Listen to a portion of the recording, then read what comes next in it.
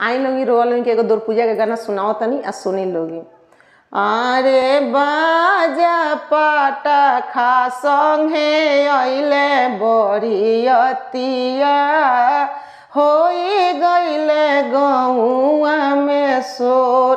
अरे बाजा पाटा खा संगे अइले बरियतिया होई गइले गौआ में सोरे होई गइले गली गली सोरे। अरे बाजा के आवाज जब सुनेली बेटी के हो पापा भरी गइले नयना में लोर। अरे बाजा के आवाज जब सुनेली बेटी के पापा भरी गइले नयना में लोरे। अरे घर में से निकलेली बेटी हो सुंदर बेटी काहे पापा नयना में लोर। अरे घर में से निकलेली बेटी हो सुंदर बेटी काहे पापा नयना में लोर।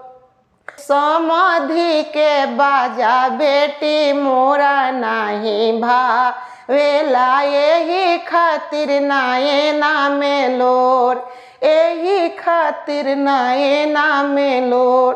रात भरी बाजा बेटी दिल धर कई है राती भर बेटी हो पाटा खावा रही है होई जई है दिलावा में जोरे। अरे राती भर ये बेटी पाटा खावा रही है होई जई है दिलावा पर जोर।